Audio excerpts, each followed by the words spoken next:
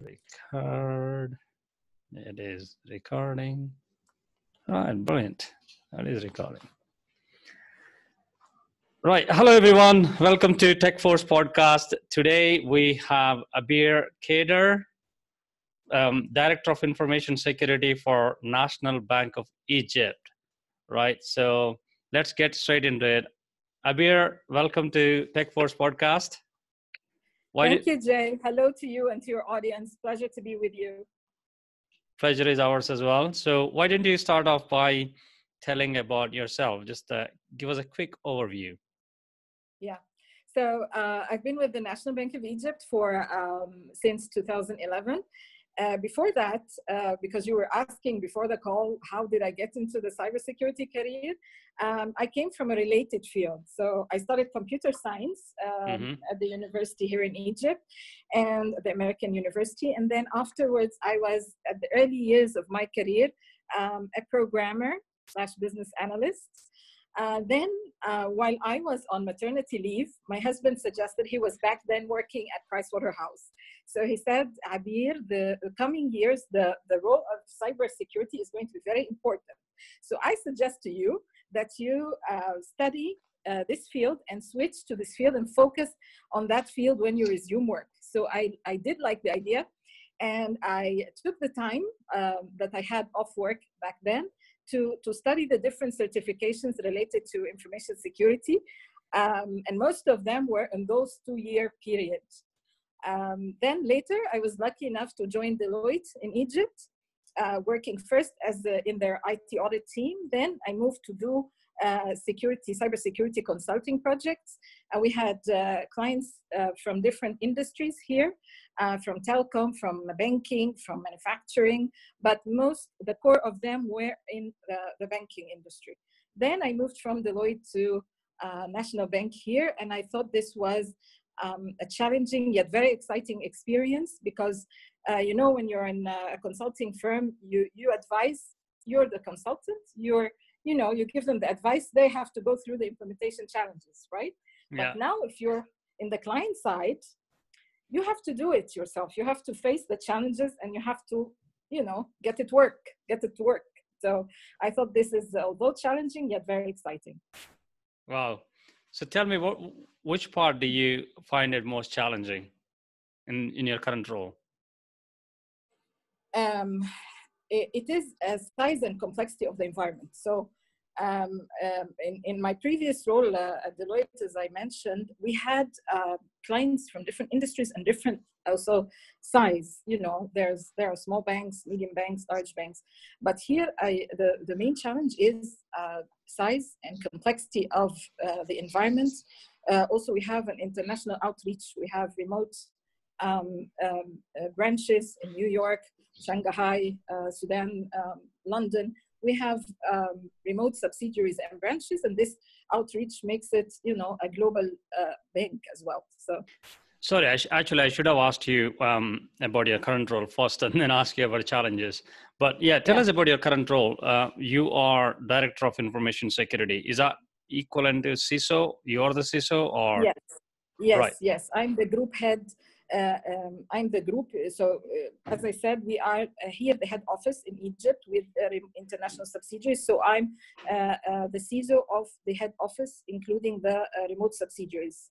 So this is my current role here at the bank. Yes, Chief Information Security Officer. Wow, I'm sure that comes with loads of responsibilities. Exactly. Wow. So yeah. So, and lots of regulations. So it's lots of responsibilities and lots of regulations. That's banking is a very highly regulated industry here in Egypt as well as abroad. So like, in the UK, there is GDPR. In the US, they have Department of Financial Services. They do have a cybersecurity regulation that has a lot of requirements, and we as a foreign bank are required to implement it. So it's one of the regulations added to what we have to do here. Wow. So how do you keep up with all the regulations? Keeping up with the regulations, of course, is a big challenge, but we prioritize them, by we have like so many schedule full of, audits related to regulatory audits and certification audits. And we have our schedule full of audits. So we prioritize according to the deadlines and the requirements, and we try as much as possible to achieve synergies when implementing the regulations. So like, for example, if data protection regulations require incident response, a certain incident response process and procedure, then it's also required under PCI DSS. It's also required for ISO 27001, for which we are certified. So we put the right process in place that achieves, compliance with this requirement across multiple regulations. So regulations do share a lot of common processes and controls required. Many of them share, I recall ISO 27001 and PCI DSS. You have more than 70 control areas common. So you implement them once and they satisfy many. So wow. So this synergy helps us with the loads. Okay. So ISO 27001 PCI, I believe, Yes. are global Yes. regulations anyway. Yes. Are there any country-specific regulations do you have to adhere to as well? Yes, we have the central bank in Egypt regulations. That relate to security for mobile payments, for internet banking. We have several of them that we have to comply with. And we also, in the pipeline, Egypt is going to have its own data protection regulation, similar to GDPR. Oh, wow. Very similar. And it's about to be, it has already been approved by the ICT committee in Parliament, and it's about to be voted on in the General Assembly. Once voted on, we will have to comply. So it's so we have a GDPR coming also in Egypt, our own version of it. The storm is coming. Yes. Although, for our remote branches, for example, the UK, they are already compliant with GDPR because they fall in the scope of GDPR. Yeah. Yeah. So I'm sure you must have been to a number of conferences in different countries. Also, you have done your master's degree in UK. All right. In Middlesex, yes. Yes, yes. Middlesex. That was through cooperation with the Council of Ministries here, and they had visiting professors. I didn't have full-time study in the UK. They had the visiting professors here who supervised my thesis. I had my thesis on the automation of business processes to achieve efficiency in the processes instead of the manual ones. And I had the chance to, interact with the professors from Middlesex, through my master's. Wow. And did you work in the UK or just in Egypt? No, I did visit. I did visit for conferences, but I didn't work in the UK. Okay. Are there any differences between regions on the working culture or even the challenges in security? Do you find? I find challenges in security are quite similar, but I was going to ask, do you find different regions or different countries face different type of challenges? That's what I meaning to ask. Yeah. Yes, and culture sometimes plays a role. So it will make it different for the CISO how you address, for example, if you're doing security awareness. Yeah. There will be a certain way to communicate the security awareness messages across the different cultures. So I believe that international banks, they have to tailor, for example, this is one area of where you have to tailor your approaches, for example, to information security awareness, according to the culture of each country where you're delivering this program. So you have to be culture sensitive. And actually, I heard the term, we always hear about intelligence, the IQ, and then the EQ, the emotional intelligence. But then there's also cultural intelligence. And it's about cultural sensitivity and how to deal across different cultures without sending any offensive messages. And this is very necessary when communicating awareness messages. So what's your take on security awareness training? How do you deliver? We deliver across different channels. So we do provide e-learning, and we do provide interactive sessions. Mm-hmm. And through those interactive sessions, that we learn more about the user's pain, the user's issues with security. And we also, of course, deliver the periodic newsletter awareness. So we go through multiple channels, but we focus more on, the threats, how to explain to the, because branch employees, they have so much work to do. We have, we are one of the, if not the largest bank in the country. So we have busy branches and busy business people. So we try to deliver the message in means that is simple and easy for them to understand, yet remember. So we need them to remember the messages. Yeah. We repeat the messages in different ways. And we also do awareness assessments, like simulations. Yes, phishing simulations. Yes. And the simulations help you see where the most vulnerability exists in the concept absorption. So it helps us improve the way we're delivering. Oh, wow. Absolutely agree with you. Repetition is the key. Being aware doesn't mean you care, and you care doesn't mean you act. So we have to repeat the message consistently to make it become a habit, and then grow the security culture. Exactly. Right. I need to go back a little bit where you said how you got into cybersecurity. Your husband advised this is going to be it, and you take the break and you did some certifications. How important to have those certifications in cybersecurity? People have mixed feelings about certifications. What do you think? Yes. Certifications are necessary to complement your experience and your track record. So imagine if you are switching careers or moving, from a specialized area of programming into cybersecurity, then you need to prove to employers that you know very well a certain body of knowledge. So to prove that you know this certain body of knowledge, you do the exam, you do the certification. It shows to them, okay, there are certain well-known popular certifications. If you have them, this is the proof that you have studied this, you have succeeded in this exam, you have studied this, you are aware of it. However, they are not the only important thing. Of course, experience is paramount importance, paramount. So I see it as a complementary way, but not the only way. You have to have experience, of course. Yeah, absolutely complementary to your experience. Yes. Moving on from there, now I would like to ask you about, I'm sure you deal with your board, the senior management, day in, day out. So, and I see number of people posting memes or challenges on LinkedIn. The board doesn't listen to us or not giving enough money. How do you sell cybersecurity to the board? What's your tactic? Okay, so I have three things that I focus on. First, I start off with the assumption, and it's not an assumption as much as it is that I know this.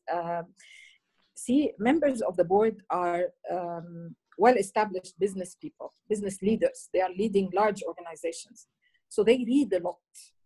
And they are very much aware about cyber risk, very much.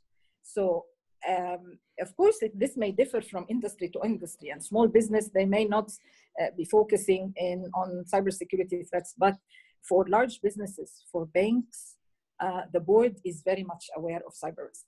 They are very much aware. So we agree on this as a start. Then we build on this. So first, in order for them to listen to you, you have to have some credibility with them. And credibility doesn't only imply that you are a well-established professional in your field. Credibility is a thing that builds up. They have to see that you are successfully delivering on the projects that you are doing. You have to prove to them it's okay. Sometimes people get offended. Oh, I'm such a known professional. How come the board still needs me to be more credible? Yes, they need to see by their own eyes that you are succeeding in this organization with this set of parameters, with this set of culture and environment, you're able to handle challenges, you're able to do that and deliver. So once you start delivering, your credibility increases. Once credibility increases, then you'll have their attention.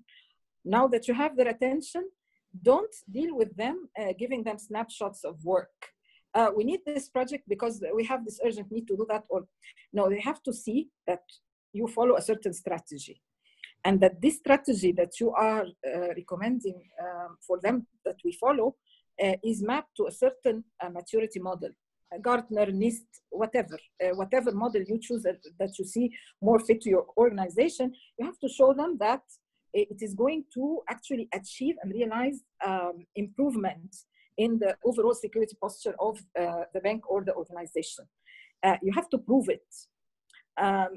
So the mapping to the maturity models will give them the comfort that your strategy is on the right track, because you say, we do this, then we are able to advance in our maturity one level. We'll go up one level because we have achieved 1, 2, 3. And then you show them progress with time. It's not like whenever you schedule a meeting or a slot in the board meeting that you come up with different, snapshots of projects. No, they have to map, and you have to consistently show progress. And they will remember, they will see that you are tracking and you are presenting progress against the established strategy. And one last thing, I see some people, some CISOs resort to, a strategy. I don't know if you heard about it, the FUD, the fear, uncertainty, and doubt. Doubt, yeah. Oh, if we don't do this immediately, we are under big threat or under big exposure. This should not work very well. And I advise totally against it, because they expect you also to be a business leader, and they expect you to show them some ROI or the benefit of what you're doing in as tangible as possible means. So that's my input on this. Build on your credibility gradually, and give them progress and follow through on the strategy that you have presented, and explain everything to them in a sensible business way. Don't use this FUD strategy. Doesn't work. Yeah. Wow, brilliant. We spoke to Greg, one of the head of information security in a university in UK, and he said exactly the same thing. But on the same note, you were with Deloitte earlier, as you were consulting or advising other businesses as an outsider. Yes. Now you are an insider. What's the difference in your approach? Is there any difference in approach, or if it is, what is it? Yes. You have to what I've experienced is that I dedicate a lot of my time on understanding the organizational environments, the organizational dynamics, how to get things done in large organizations. You really have to follow up on what you need to do and understand the best and most efficient ways to get things done. So yes, you need a lot of emotional intelligence and a lot of communication skills and planning, very much so, yes, needed. Oh, awesome. I was going to ask you something, but I forgot. I'll ask you, how are you finding the skills? Is it easier to where you are in the part of the world? Is it easier to recruit people? It's because the demand is increasing. Yeah. Everywhere there's this scarcity problems, but we are trying to positively do something about it. So our bank has sponsored actually over the last couple of years, CTFs, the Capture the Flag competitions for the young youth. To engage them and attract them to work in cybersecurity. And we have also created one specifically for women. So we had this first women CTF in the MENA region, and we had 47 participants. Wow. From girls. Yes, 47. This was very important, not because women, or it's because we encourage all the youth. We just paid the little attention more to women because they are underrepresented generally globally in this industry. So we want to attract them to stay, to join the field and also stay in the field. Not after a few years they move out. So we want to do that, and we have also, along with other leading ladies in the Middle East, in different countries, in Saudi Arabia, in Kuwait, in different other countries, we have collectively formed the Women in Cybersecurity Middle East group. We have now over 500 members from the different parts of the Middle East region, and we work together, collaborate, support each other. The more experienced ones help the newcomers. We arrange talks with cybersecurity influencers, some of the key figures that have generously given us their time and effort. We have Mary Jo Deliev, we've had a talk with Magda Chelly, with Tanya Janka. They've all been so generous to provide talks to our ladies on different topics. We talked about blockchain security, we talked about how to develop your career, we talked about so many things, and we see this as one very successful initiative. We are very thankful to all of them for their time and efforts. And this is the true essence of collaboration. It's now turning into a global effort, global collaboration, which is very nice. Let me ask you something on the same note. Why do you think there is a less representation of women in this industry? Is it because of the mentors like you and leaders mentoring people to come into the industry, or is it generally women not interested in the industry, or what do you think are the reasons? No, they are interested, many of them. However, women have multiple responsibilities inside, for their families, towards their families, and towards their work. So in order for girls and women to succeed in cybersecurity, they need to have a good support system. A good support system for their families. If this whole system doesn't work properly together, then the woman will have some difficulty adjusting her life and doing the work-life balance to work in cybersecurity, which has demand on her time.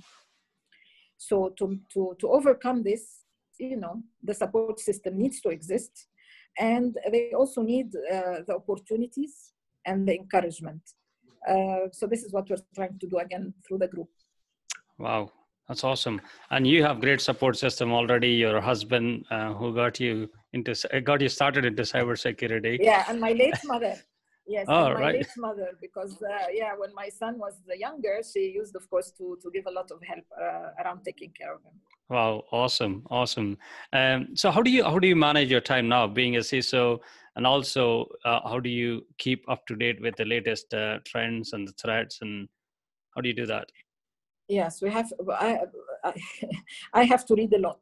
Okay, so I have to keep up with all the threat intelligence sources and all that. So a CISO must read a lot, of course, and must do proper time management.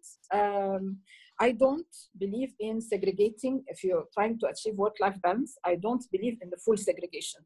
Like I don't believe that you work only from 9 to 5 and then after 5 you switch and you forget about work. No, I believe in an integrated lifestyle, because if you have supportive colleagues and supportive management, they will, for example, allow you, if you have something urgent in your son's school, to go attend this event. And on the other hand, you, out of your responsibility, you will attend to an urgent matter late at night from your house. So integrating, both worlds is good if managed well. So it's because if you have the passion for your career, you will not feel that it's a burden integrating it. It's one activity you like to do. So absolutely. Integrating it will not be a problem. Yeah. Wow, absolutely. If you have passion for what you're doing, you don't feel it like like work. That's brilliant. Yes. And how is the representation like at CISO level? in your country, or for Actually, women? Yeah. yeah, actually, we have several bank CISOs in Egypt who are women. Oh, wow. Several is what, a number from 3 to 9? Yes, that's about it. Out of, you know, the 40 plus banks we have, yeah, I think That's still a good number. no, even more than 7. Yeah, I don't have the exact percentage handy now, but yes, many CISOs are women here. Though not as much as in the IT field. So like CIO, not so many women. Mm-hmm. But for CISO, no, this is in Egypt currently. Yes, we do have many ladies who are CISOs for banks. I was speaking to somebody earlier. She is from Dubai, and she is into cybersecurity. And she was saying for women, compliance and risk management could be more applicable than a SOC analyst or something. Is that true?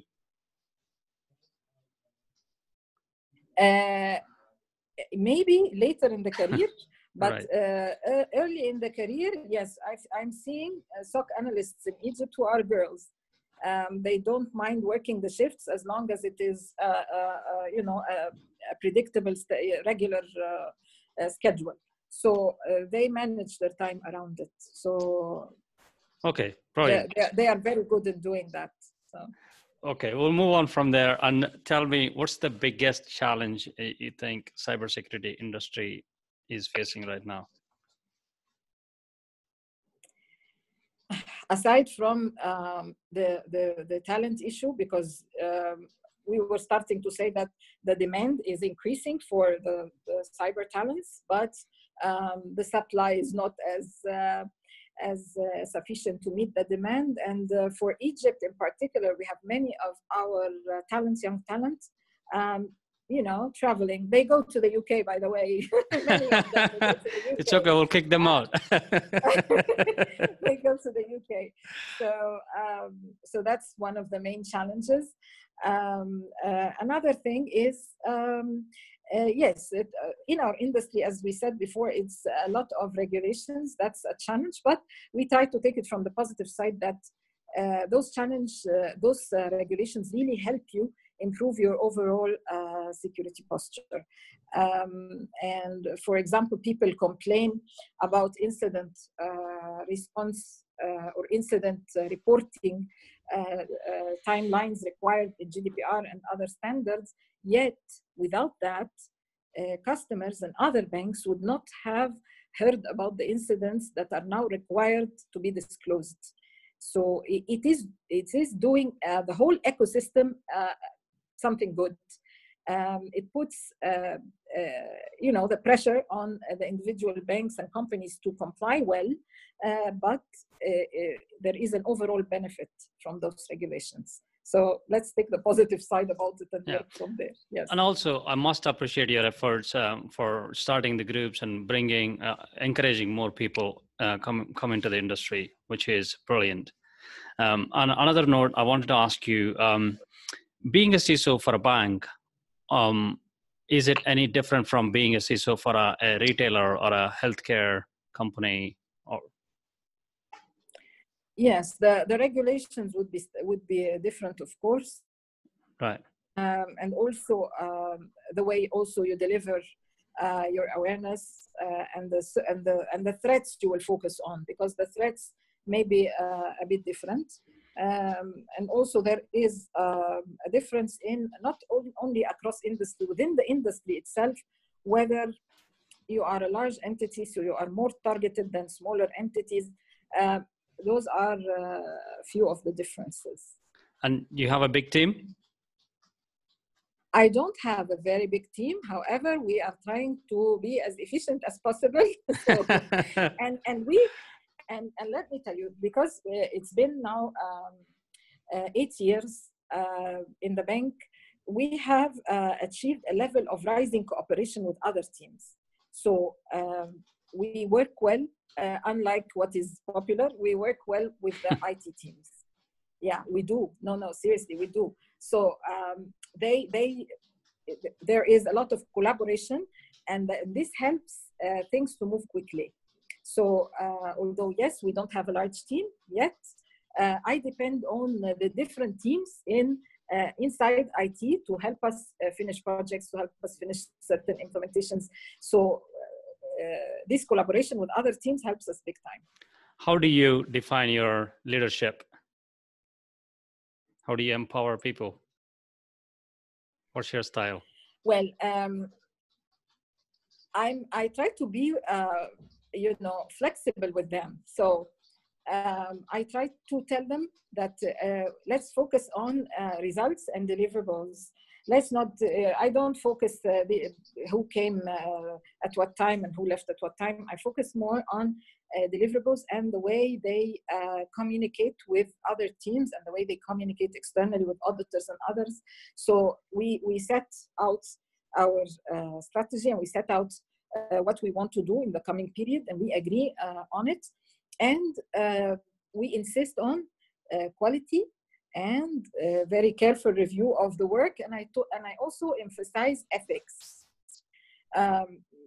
Information security teams, they have to to have very high standards of ethics.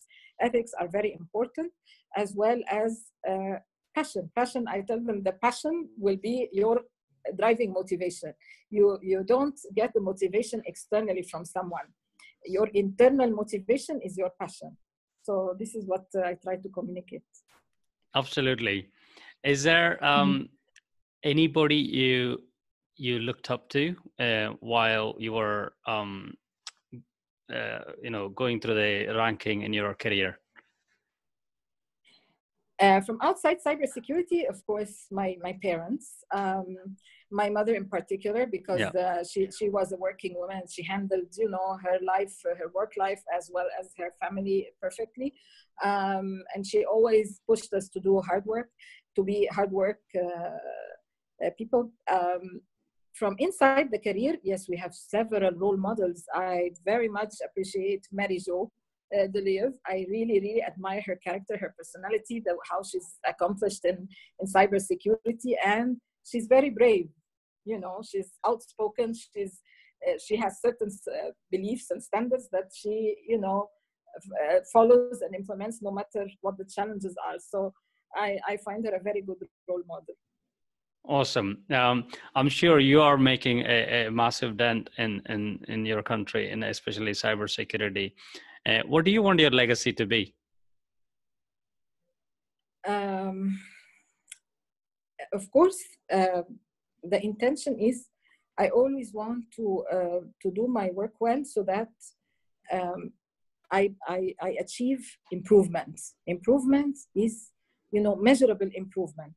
Nobody has 100% security, but I always, and that's one of the reasons we started out our strategy at the bank by having a framework against ISO 27001. We got certified. Certification here means that from year to year, you have to measure and achieve continuous improvement. And this is what I want my legacy to be. We were at point X and we arrived at point Y. Those little improvements that get built up on through the years is what I'm really hoping to leave behind. It's an improved overall status. Yes. Lastly. Yes. How do you chill out? How do I chill out? I love to travel and I love to go out. I love, when you do you ever switch off? MBTI and the personality tests, they tell me I'm an extrovert. So I really, I hate to stay in closed places. I love to go out and I love to travel and visit and interact with other cultures. This is a real hobby and, something that breaks me from the load and the pressure. I love to go out and interact with others and travel. Yes. Do you see that a problem for many people? CISO being a stressful job? It is sometimes stressful, of course. It is. However, as I told you, if you have the passion for it, you will find it exciting, and you will somehow choose to handle the stress. You will find a way to handle it. So stress, is not always negative. Stress means you have your adrenaline up high, and it drives you to achieve. So not always it's stress. It's not the negative way. So we try to handle it. Yes, we try to handle it since we like the job, we like the career. Absolutely. Abeer, is there anything you thought I would ask, but I didn't ask? No, I think you covered everything. So thank you very much for this, and looking forward to hearing other, interviews with other CISOs. This is a very useful thing that you're doing, sharing all those viewpoints from different CISOs from different industries. This is very useful for us to learn from. Thank you very much for your time, and thanks for sharing your journey with us. Thank you. It's been a pleasure. How did you find it? Let me stop recording it first. Went smooth, but it went smooth. But did you find any